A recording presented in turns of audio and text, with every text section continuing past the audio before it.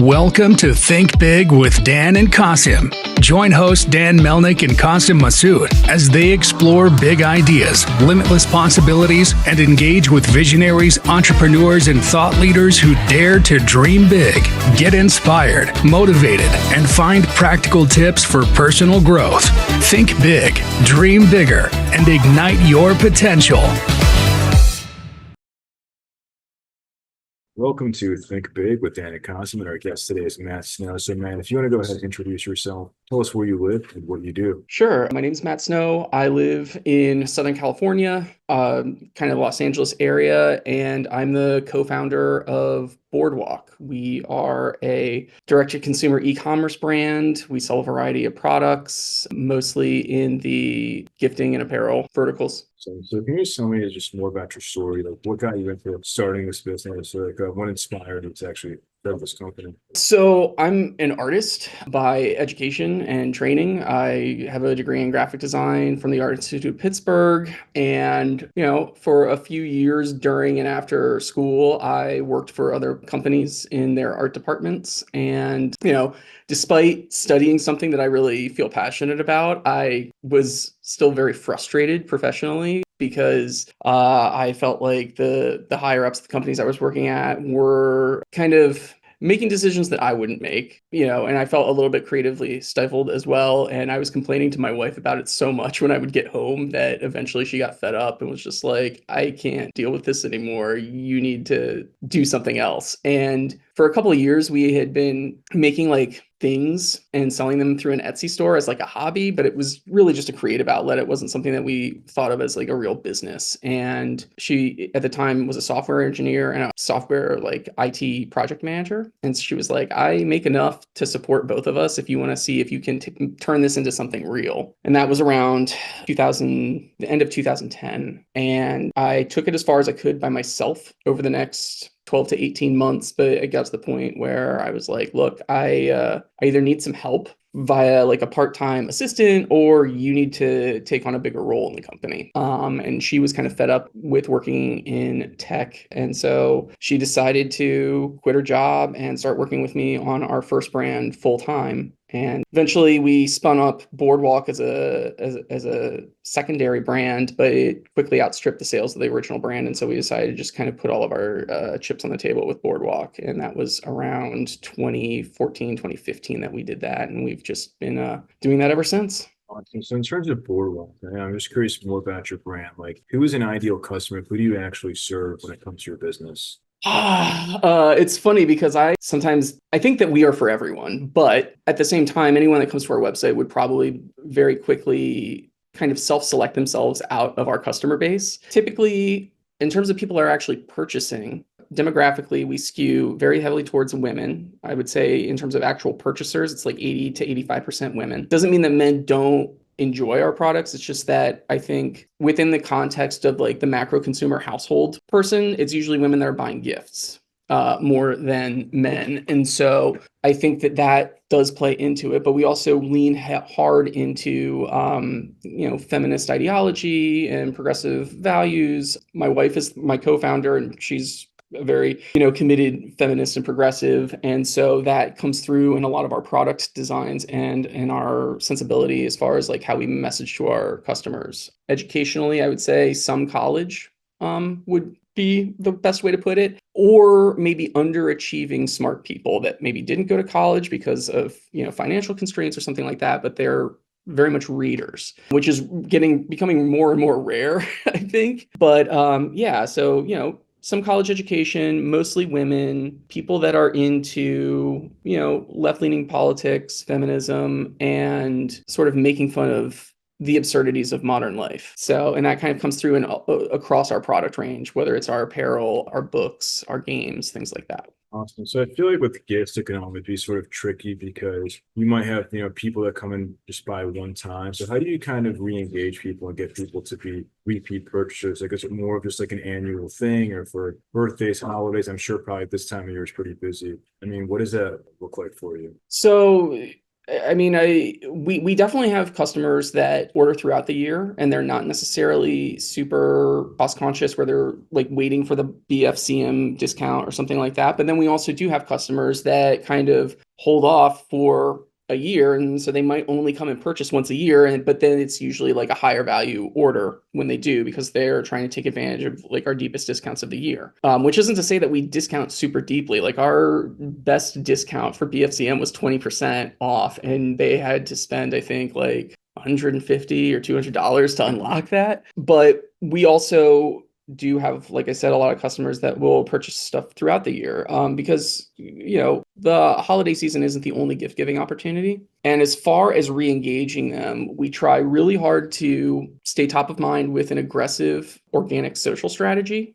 We publish 2 short form organic comedy sketches to our Facebook, Instagram, and TikTok accounts every day, even weekends. We post, I believe, 1 short form for that's sort of like it's not an excerpt, it's like wholly original material, but it's a short form version of our long form episodes on our YouTube channel for our Delve Deck product line. And then we also will take screenshots of like our Threads posts or our X posts and just, throw those up on Instagram or Facebook or TikTok, and those will even get a lot of engagement. And then we also try to make our emails very entertaining. We send 3 campaign emails a week, Monday, Wednesday, Friday, and we try to make them entertaining and the kind of thing that people want to keep opening, even if they have no intent to buy. And then the other big lever for us is just, releases. When we first started, we were doing 2 new SKUs a week, every week, even during Christmas. And that's not really sustainable. But at the time we were thinking much more long tail about like how we were going to build out our product assortment. That has slowed down considerably. But even now,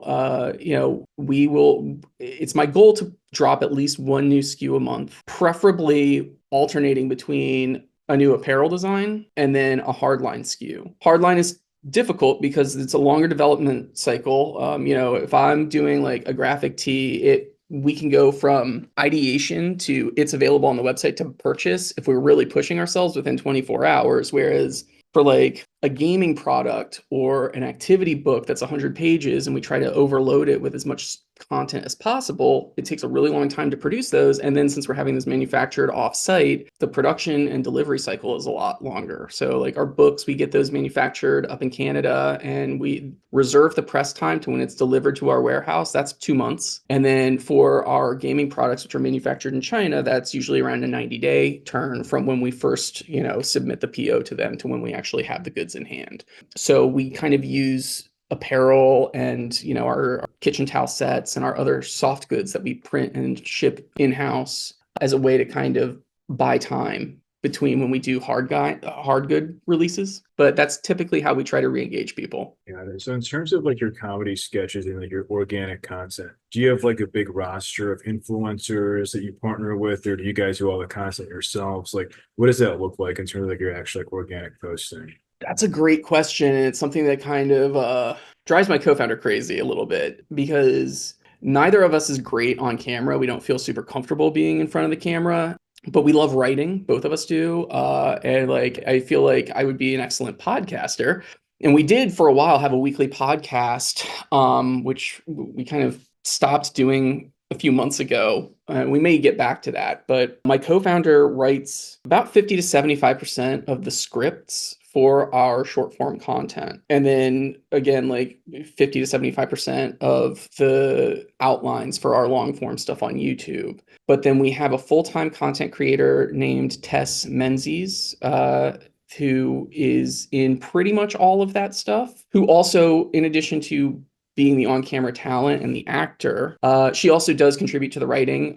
Her share of the writing responsibilities has grown as she's become more comfortable with the brand voice and like our brand sensibility. But she also does a lot of the editing for our short form. And if someone were to go back and look at our short form stuff from 2022, in early 2023, when test was kind of new, and then our short form stuff now, there's a noticeable difference in the quality of both just the production and the edits, even for our short form stuff. So it is something that we are mindful of. And then we also have a part-time content creator, Gabe Sanchez, who also helps with on-camera stuff and some editing of the short form things. And then we have another freelance editor that does the editing for our long form YouTube stuff. And then we just hired another full-time content creator, Ansley Hutchinson, to help take some of the pressure off of Meredith and Tess as far as writing and also hopefully producing stuff. We do sometimes do collaborations with other content creators that have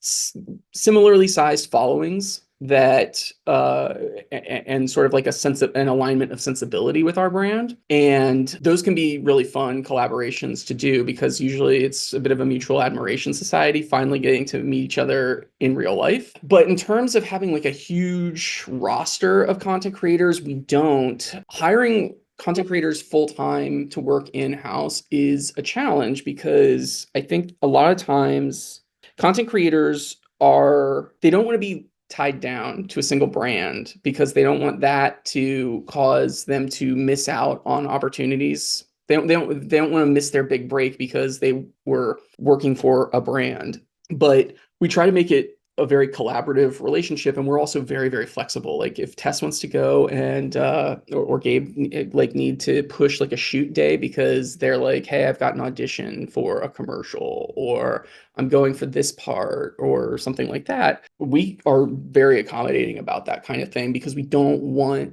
them to feel trapped working for the brand. And that's part of why we also want to have more than just one or two content creators. We do want to kind of build out both the on-camera team and the behind-the-camera team, so that we have some redundancy in place if, one of them gets an offer they can't refuse. Like if SNL comes calling and they're like, Tess, we want you to be in our writer's room, or we want you to be, audition for, the 2026 cast or something like that. We don't want her to feel like she missed out on something. And we feel that way about all the content creators that we work with, whether they are a W-2 employee or a 1099. That's awesome. So in terms of your content, right, like you mentioned that you're putting out lots of content, it gets organic. Do you guys run any ads, or is everything 100% organic? No, actually, we have mostly grown to the size that we are on the back of paid social ads. I would say that Meta is 96 to 98% of our monthly and annual ad spend. The remainder is like a little bit of Google shopping PPC, but that's about it. We kind of view PPC as sort of like off social retargeting. And I think that's just the nature of our brand.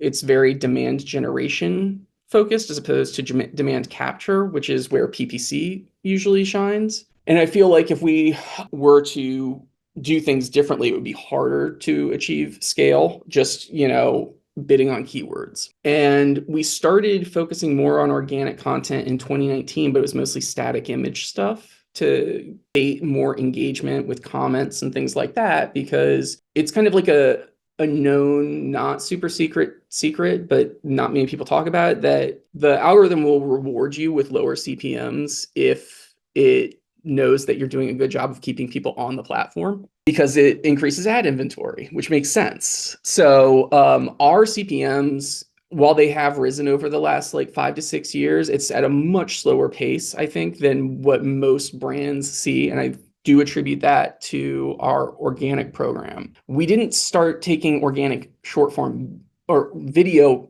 period, but particularly short form video seriously until probably early to mid 2022. That was when we first really started kind of dipping our toes into that. And that was because we met and became friends with Isaac Medeiros, the founder of Mini Katana and Kampai Foods. And that was how he had built Mini Katana, was entirely off of TikTok shorts. And he didn't run any ads because he couldn't. He sells swords and he's not allowed to run ads for that stuff through conventional channels. And so he was a good resource for us to kind of lean on as we started doing this more and more. And so we went from, in early 2022, paid social being 100% of our like marketing focus, to now organic is responsible for about 30% of our top line revenue. Paid social, in terms of directly attributable revenue, is probably another third. And then the other third would be retention efforts like email and SMS. No, that's cool. Like it's super interesting. Yeah, I mean, like I am familiar with Isaac, and it's really cool. Yeah, I think especially when you're selling a more, you could say, restricted product, and when you're able to scale that, you always have to be super creative in the way that you go about it. So obviously now, like we're about to wrap up this year. Like, what is your biggest goal for 2025?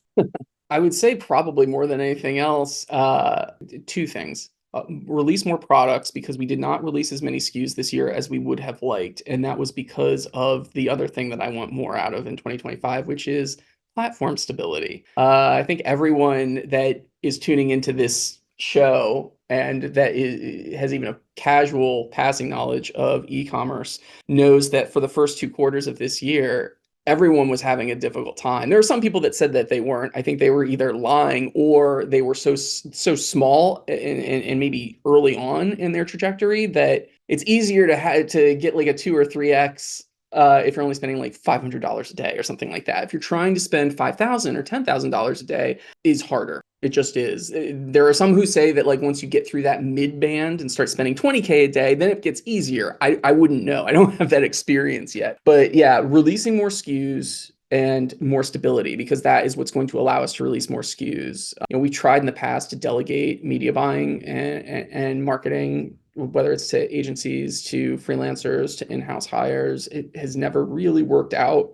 And so what we're doing now, like I've been, other than those handful of attempts to try and delegate that, I've been the one that's been running all of our media buying since 2017. And rather than trying to go back to that well and try again to see if we can like hire, an in-house media buyer or outsource to an agency, what we've decided to do is, like I was mentioning earlier, we want to build out our content team with more on-camera talent, more writing talent, because our feeling is that I'm not going to buy the milk when I buy the cow when I can get the milk for free. Our meta rep is constantly like, have you considered running reach campaigns or awareness campaigns? And I laugh at her. I love her. Michelle, if you happen upon this, you're great. But I think that organic social, particularly comedy-driven short form, is more effective as a way to unlock net new people coming into the top of funnel than paying for irrelevant eyeballs with a reach or an awareness campaign, because there's a built-in alignment, because the organic algorithm is pairing your content with the people who it's going to resonate with the most, and who are probably going to be most inclined to see the product placement, in this case the shirts, or in the case of YouTube, our gaming products, and already be kind of like a warm audience. And we've actually seen our international sales grow as a result of that, because while I don't run paid ads outside of the US, the organic algorithm distributes our stuff all over the globe. And yeah, like by the end of 2025, my co-founder's goal is to have organic revenue. She wants to have organic social be driving enough revenue to cover 100% of OpEx, so that we can still amplify that with paid. But if Meta, decides to fall apart for 6 months again, we at least know that the bills are going to be paid, and we're not going to be like scrambling to try and figure out how we're going to like make ends meet. And then anything that we get from paid is just going to be kind of like icing on the cake. That makes sense. So I was just curious about one thing as well that you had mentioned before we hopped on, and you were talking about like you're coming to Dallas in a few weeks, and you do some, I guess, one retail show. Is retail, or I guess B2B, like something that you want to be like a bigger channel? Like, what is your vision for that? It would be nice for it to be, because the CAC is way lower for sure.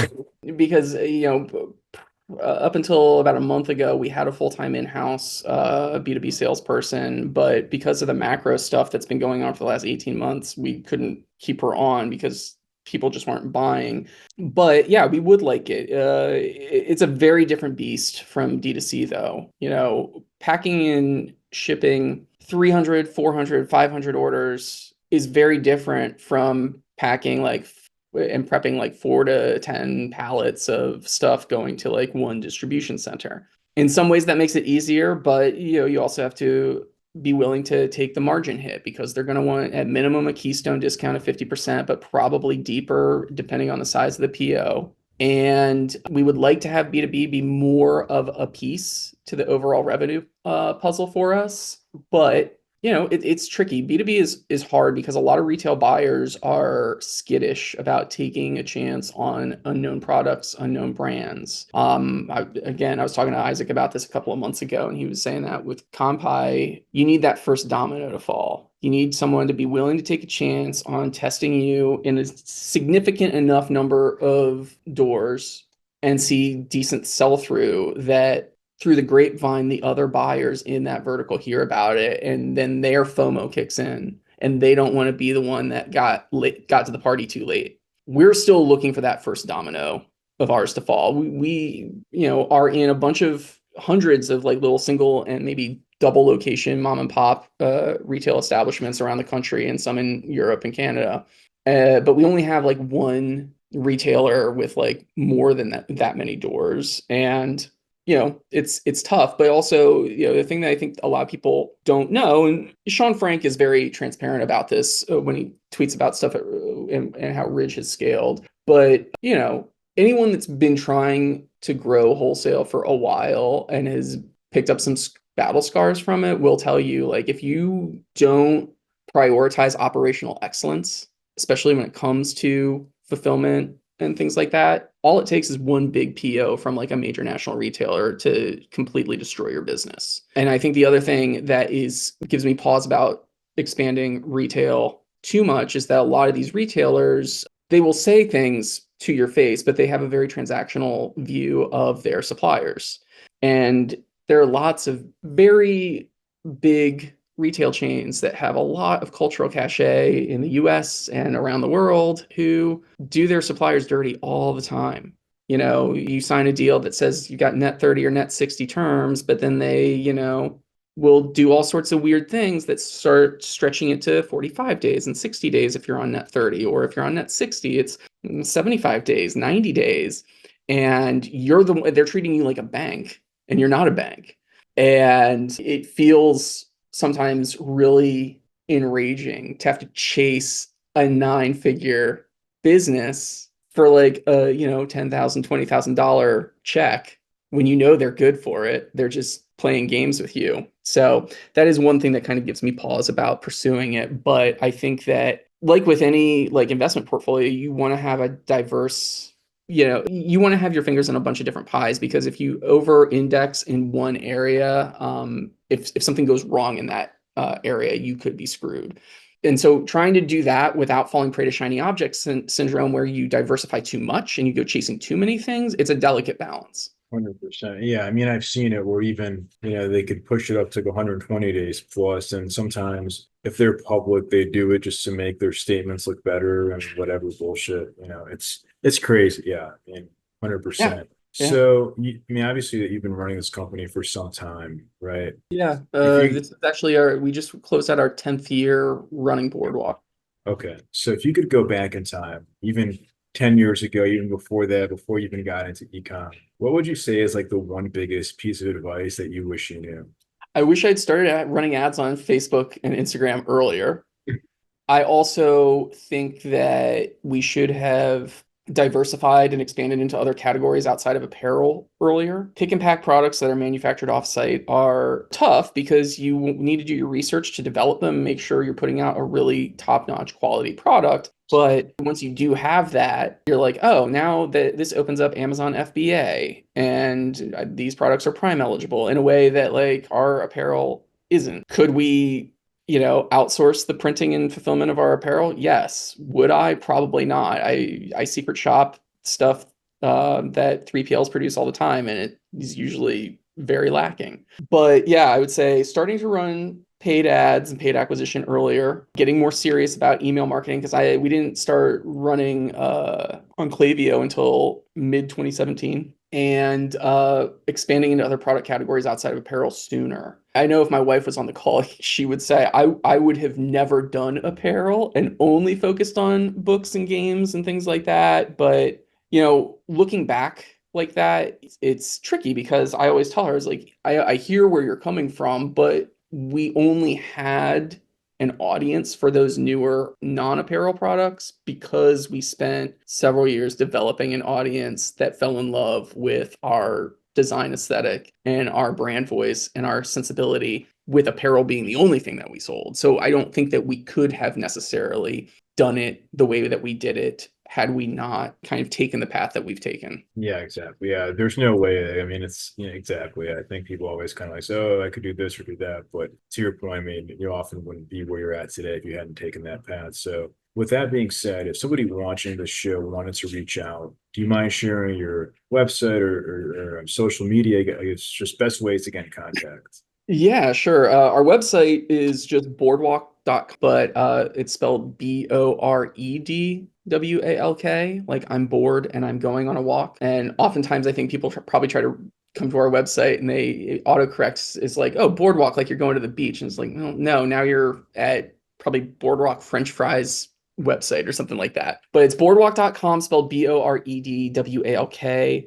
The best way to find our social stuff is actually in the footer of the website, because unfortunately, when we created all these accounts, at Boardwalk with that spelling wasn't available across all platforms. We did get it for Threads and for Instagram. For Facebook, though, it's I believe it's at Boardwalk T-shirts. And then it's at Boardwalk T-shirts on Facebook, and I believe it's at Boardwalk Tees on Twitter. And then for TikTok, for as long as that still exists in the US market, we do have at Boardwalk, but we don't really post very much there. We kind of just use that as a hub for our paid ads on TikTok, which we haven't run in a couple of years because I just was never able to really figure that out. But we are on Instagram and TikTok because we have creator accounts for both of those platforms. And that is at boardwalk.los.angeles. But yeah, that's where to find us. And then if you ever want to reach out via email, you can always choose an email at hello@boardwalk.com. Oh, and then YouTube, it's just, again, Boardwalk, spelled Boredwalk. But yeah, all of that stuff is linked in the footer of our website. Cool. Well, Matt, thank you so much for your time today. Of Sure. Thanks so much for having me. course.